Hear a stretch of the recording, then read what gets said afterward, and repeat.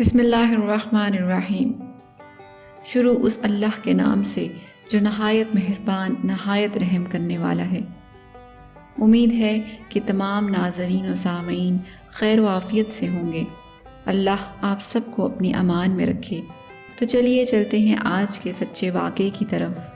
حضرت ابراہیم بن ادھم رحمۃ اللہ علیہ بلخ کے بادشاہ ہوا کرتے تھے اور ایک جہان آپ کے زیر فرمان تھا۔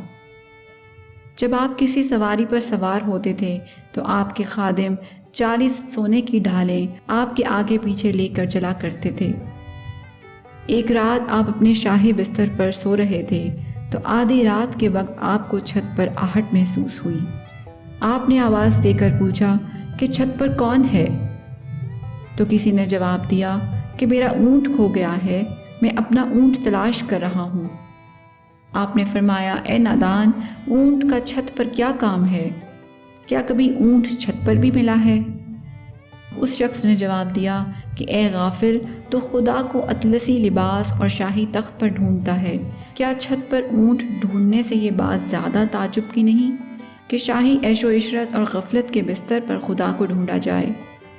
حضرت ابراہیم بن ادھم رحمۃ اللہ علیہ یہ آواز سن کر بہت متاثر اور حیران ہوئے، اور صبح جب آپ اپنے تخت شاہی پر بیٹھے اور دربار عام ہوا تو ایک اجنبی آپ کے دربار میں داخل ہوا۔ اس پرشوکت شخص کا کچھ ایسا روح و دبدبہ تھا کہ اسے دربار میں اندر داخل ہوتے ہوئے کوئی بھی نہ روک سکا۔ یہ اجنبی جب دربار میں داخل ہوا تو کہنے لگا کہ یہ سرائے مجھے پسند نہیں۔ بادشاہ حضرت ابراہیم بن ادھم رحمۃ اللہ علیہ بولے، یہ سرائے کب ہے؟ یہ تو میرا محل ہے۔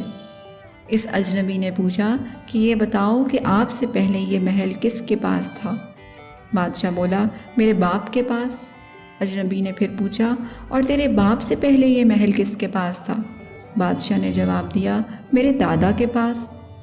اجنبی نے پوچھا، آپ کے دادا سے پہلے کس کے پاس تھا؟ بادشاہ نے جواب دیا کہ میرے دادا کے والد کے پاس۔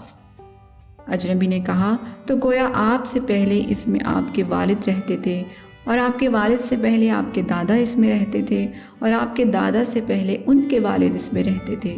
تو اے بادشاہ، اب تو خود ہی سوچ کہ سرائے اور کس کو کہتے ہیں؟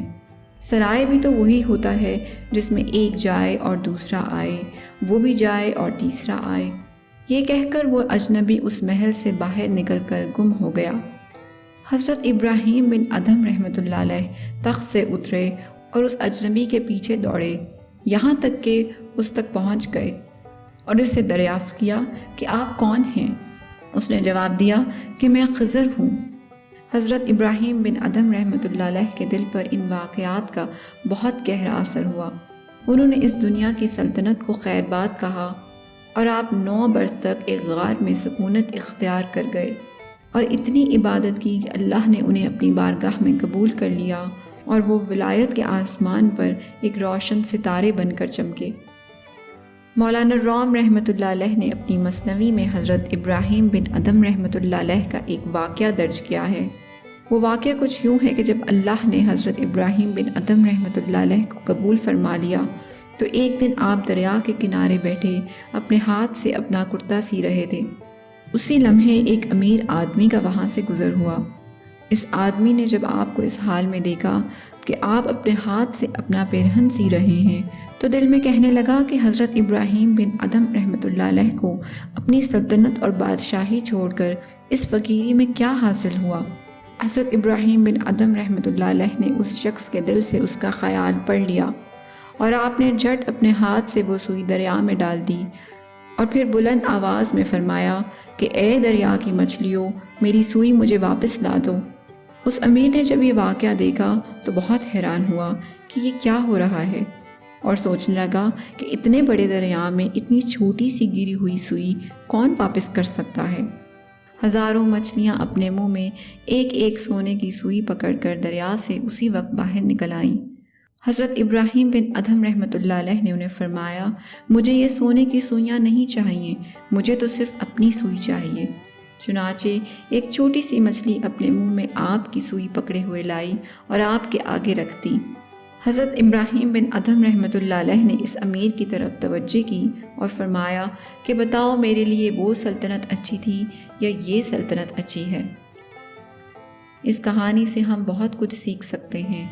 ایک یہ کہ عیش و عشرت اور غفلت کی زندگی اختیار کر کے پھر خدا کو پا لینے کا خیال خام خیال ہے، اور یہ کہانی ہمیں یہ بھی سکھاتی ہے کہ اس سرائے فانی یعنی دنیا میں اپنے پاس جھونپڑی ہو یا عالی شان محل، نہ وہ ہمارے پاس ہمیشہ رہے گا اور نہ ہی ہم اس میں ہمیشہ رہیں گے۔ ہم مسافروں کی طرح اس دنیا میں چند روز رہ کر چلے جائیں گے، پھر اس میں کوئی دوسرا آ جائے گا، پھر وہ بھی چند روز کے بعد چلا جائے گا، تو پھر کوئی تیسرا آ جائے گا۔ لہٰذا دنیا میں دل لگانا بہت بڑی نادانی ہے۔ امید ہے کہ اس واقعے کو سن کر ہم اس سے کچھ سیکھیں گے اور اسے اپنی زندگی میں ضرور شامل کریں گے۔ خوش رہیے، مسکراتے رہیے اور ہمیں اپنی دعاؤں میں یاد رکھیے۔